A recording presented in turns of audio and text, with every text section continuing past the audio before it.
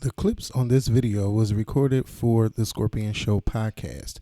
If you have not downloaded the latest episode of the Scorpion Show podcast, you can listen via iTunes, Spotify, or wherever you listen to podcasts. Please make sure you download today. Thank you. Well, thank God, nobody did that to one of the mothers at my church, because we used to have a Mother Parker who used to come to church with 3 or 4 hats on her head at one time. Yeah. It's not funny. I actually have a picture of her with 2 hats on her head. She'd come to church every Sunday just like that. God bless her soul. She died a few years ago, 100 years old. 100 years old, yep. She used to come to church every Sunday with just multiple hats on her head. And I never forget, I told one of my cousins when she died, I said, Mother Lucille Parker died. She said, Mother, because my cousin, she used to go to my church years ago. She said, Mother Parker. She said, that's the one who used to wear all them hats. I said, yep. You'd never seen anything like that in your life. She'd come. I mean, we had some characters walk through the doors of my church. Yeah, and Mikkel is one of them, okay? We had some characters. If something go down at that church, just look at Mikkel. He'll be laughing somewhere. Yep. Or his head to be down, because it ain't. But with Mother Parker, people got so used to her coming to church with multiple hats that they ain't never say nothing. It's normal. She was old. She was on the mother's board. So, okay. She come to church literally with 2 hats on her head. Like, is this okay? All right. I bet you if I call somebody right now and say, who used to come to church with 2 hats on their head? It'd be Mother Parker. Okay, so we still got to talk about race. When it comes to the only black professional driver in NASCAR right now, Bubba Wallace. I was trying to figure out if I made any comments on that the other day when we talked about it. No, we didn't talk about it. Yes, we did. Did we? Yes, we did. We probably... We talked about it. Yes, we talked about it. Oh, yeah, we did. Because Because you couldn't remember Watson his right. Bubba Yes, Wallace. We did. Yeah. And I was trying to remember if I said anything, because even before that story came about, I was like, this don't even sound right. Mm-hmm. And I know that he didn't find the noose, but I just found it weird because where the noose was found, it was found on the NASCAR, in his garage.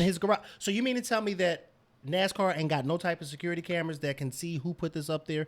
And then the FBI came back and said, wait a minute, this has been hanging here for months. And y'all just for a year. But now listen, the president of NASCAR said they have over 29 tracks and across the United States and 1,700 garages and only one garage with a noose like that. With a rope like that, and it was a noose. That's a fucking noose. Well, yeah, because I saw the picture. Yeah, it was a noose. It was definitely a noose. But I'm trying to figure out, and when I was watching The View yesterday, I found myself agreeing with Meghan McCain a few times. Not yesterday, but a few episodes. She said something to the effect of, because Sonny went first, and Sonny said that she didn't agree with the FBI that this wasn't a hate crime, and then Meghan said, well, when the FBI said something a few months ago against Trump, then Trump made the accusation that you can't trust the FBI. Now that the FBI is saying something about this, now we're saying, oh, you can't trust the FBI. But when can we trust them? Because it's an independent source that came in and investigated this. If they're saying that, they have no reason to lie or to take up for this.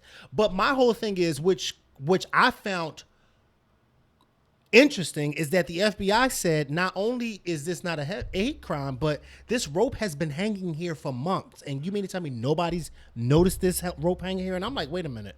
Mm-hmm. How has this rope been hanging there for months and even he hasn't noticed it? So what the fuck is going on? And then when they were talking about it, I saw an interview with Bubba, and he didn't even dispute the fact that it was hanging there for months. He just was like, oh, well, they said it's been hanging there for months. And I'm just like, well, what the fuck? How y'all ain't see this for months? Like, how is this just coming about? Well, out of all of them garage tracks, how y'all have at his fucking garage? But they said it's been hanging there since last year. So I'm like, wait a minute. How has this rope been hanging here since last year and none of y'all saw it? Maybe it's been there and nobody never paid no attention to it, but now with so many fucking hangers going noose, Kevin. Nobody's paying attention to a noose. I would know a noose. But shit, And then a noose found in the only black person's garage. I'm like, wait, what? Because now the wheels in my head are starting to spin, and I'm saying to myself, okay, I've eliminated you, Bubba. Because at first I thought, well, maybe he did do this, but then they said, well, he didn't even find it. Somebody else found it. So I'm like, okay, but this is not really this is not adding up. Because if they would have said, okay, this was something, then I would have been like, all right, but they're saying like this has been here for months, and apparently they seen pictures of it there for months too. So that's how they determined that it had been hanging there for a long time. But I'm like, what the fuck is going on? How did they determine that? Well, they had to, because nobody from NASCAR came out and said, well, no, it hasn't been hanging there for months. So I'm like, what is going on? Yeah, well. The fuck is going on? It's all right, Bubba. You'll be all right. They pushed this car the other day. What you saying? They pushed this car the other day. Well, I saw somebody say Markel. My name's not Markel. Yeah, and I don't know what they're talking about. Me neither. What else did they say? He only had been there a couple of weeks. They said that wasn't his garage. I'm sorry, but that whoever's garage number 43. She said it wasn't his garage since last year. But that's even more reason why the FBI is saying that it was there last year. Not that it was his garage last year, but it's been hanging there. Who uses a noose to close the garage Period. door? That's what the FBI was saying. Right. So it doesn't matter if it was his garage, my garage, Kevin's garage, or the Man on the Moon's garage. It was hanging there since last year, and that's what the FBI is saying. All right, that this is not a hate crime. But why, when the president of NASCAR said, out of all of the garages we own, there's only one with a noose like that or with a rope like that. Right. And he happens to be a black driver that drives for NASCAR. Because I actually paid. Oh. Yeah, he's right. He can get it. Because I didn't pay attention to it. Then I saw him on the View and I said, wait a minute. Is this what we've been talking about? A little goofy, but. Right. I mean, they be the one. A little fucking goofy. Because he kept talking. And Whoopi kept trying to interrupt him because he just kept talking. I'm like, oh my God. But can definitely, yeah. T.S. Madison asked Tamar about doing a versus battle. Versus battles has been very popular. I don't think that both of their catalogs are too big to even do a versus battle. No. But Tamar was like, a versus battle with who? And, T.S. Madison being messy, said that, K. Michelle. Now, I do know more Tamar songs than K. Michelle's, but I don't think either one of their categories are that big to be sitting for an hour listening to. Yeah. Both. No. Yeah, because, John Legend and Alicia Keys was for 3 hours. I didn't even watch it, but I wanted to. First of all, I didn't even watch it, but the clips that I saw, I was so bored that I was thinking about going and jumping off of a bridge. And I love John Legend. I think John Legend should have just did a verse by himself. A verse by his damn self. So Tamar didn't even answer what she did, but she sat there and she rang a bell. And, no, that's not what she did. That's what I seen from the video. No, what she did was she made a face. Well, yeah, she made a face. She laughed. She went off camera, did all types of shade. I mean, come on, let's keep it real. I know y'all friends again, but let's keep it real. No, we're not friends, but go ahead. I'm sorry.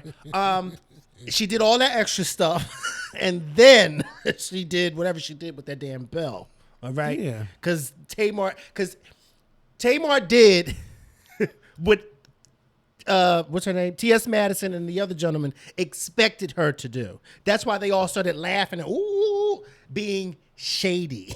Right. Okay? That's what she did. Shade. Yeah, but okay? Tamar still never said anything. Because if you do something and I don't even say that, I make a face, you know that I'm being shady. Right. Exactly. Well, bitch, no, I'm not doing a versus with you. Why would I do a versus with you? But I think me and you talked about this, she should have handled that a much better way. Especially if y'all supposedly, quote unquote, have no more beef with each other. There was like you always say, there's a right way and a wrong way. She could have easily said, no, I don't think so, because I think, X, Y, and Z, or she could have even made it about herself and said, you know what, I'm not even ready to do one of those yet. I'm just more so interested in watching everybody else do it. There's so many other ways she could have handled that situation, but instead she went the shady way, as she always does.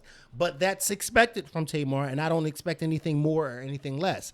And so by her doing that, K. Michelle responded, and a lot of people were upset with K. Michelle, but I'm like, did y'all not see what Tamar, but just because, let me tell you something. We are in a fucking pandemic. I think that K. Michelle really, I don't know if Tamar, I don't know if it's deeper than what we actually know, but the way K. Michelle was just doing all of this for what? Bitch, we in the middle of a pandemic. And you're worrying about what Tamar did several years ago in the elevator. Like, and you just, girl, people are dying. It's so much. People don't have jobs. Y'all are the only people that's beefing. No, because you're the only one beefing with her. Because she's never even said anything. You're the only one going out here trying to start shit. And I'm going to get on Meek Mill and Trey Songz, too. Because y'all doing stupid shit. This is ridiculous. Now, if that happened, which I think probably did happen because even the brat acknowledged that it did happen, it happened. So what? So what? If she got her ass beat in the elevator, so what? So what? But I also didn't like when Tamar's boyfriend got into it because this has, yeah, he didn't say anything bad. What he was saying was it broke his heart to see two young black women going at it, and it's not true, but you wasn't there, and he wasn't there, and you know, he wasn't. She was still with Vince 7 years ago. Yeah, yeah. That's why he should have never said nothing. Let women do that. Yeah. You mind your business and you don't say nothing. And then what just made it even worse is that K. Michelle tried to call herself doing an African voice and mimicking him. Yeah, I didn't see that shit is not funny to do stuff like that. And this is why, some Africans don't like African Americans, or I don't know who that is calling me, but It be stuff going on. Mm-hmm. And even, we shouldn't be prejudiced against our own people. They come from the motherland. Right. We shouldn't do that. So, what he said made sense, but that's not for you to say. Tamar could have said it. You know what? We're in the middle of a pandemic. I'm not really trying to go back and forth with her, blah, blah, blah, blah, blah, blah, blah. But I wish her well. No shade or nothing. Right. But of course she didn't come out and say that funny. Because we knew she was being shady. Could have. She could have said it in a lot of interviews. Now apparently Chloe was dating Diggy Simmons. Mm-hmm. Now, I didn't know this. Neither did I. And, they were on the show Grownish, a show that I don't watch. Mm-hmm. Now, they were saying that some of the songs on this new album is about Diggy. Mm-hmm. And, of course, people were asking. And, and they tie the album with the songs. Mm-hmm. They tie that shit together in the bow so beautifully, you forgot what the question was. And then you be like, bitch, hold up. Now, that's not even what I asked you. Right. What I asked you was, this is just an album that we made and, I produced and blah, blah, blah, blah, blah, blah, blah, blah, blah. It's from our experiences and everything. They are doing a good job. Whoever it is, that's how you do things. That's how you train them. These young people today, they're not media trained. They just go out there and go. You get a hit song, 1, 2, 3, go. So who you got to beef with in the street? Let me tell you, I don't like this bitch, that song, and you just give them everything. And I got a baby on the way, and my baby dad, and you be, oh my God. Oh my God. You forget why they even there. Right. Then you run to their Instagram seeing if they throwing shots. Yeah, because oh my God. Oh my God. Right. Who needs to follow any of these young celebrities when you just go to the shade room and see all of it? Oh my God. It's a mess. It's a mess. And how many kids does NBA YoungBoy have? Well, how many do he have? I don't know, Kevin. He just had another baby. Oh my God. And this is the one Mayweather's daughter is with, right? Yeah. Shit, he must be something because she's stabbing niggas about that. Oh my Jesus. Oh my God. Who you stabbing over? Nobody. Okay? Nobody. I wish I would stab somebody over somebody. That's horrible. Yes, but Chloe and Halle, y'all doing the damn thing. Charlamagne, he tried. They tried, but they didn't get nothing out of them. They knew y'all going on the Breakfast Club. Y'all get y'all shit right. That's right. Matthew knows you did a beautiful job because your daughter hired people who know how to answer a question.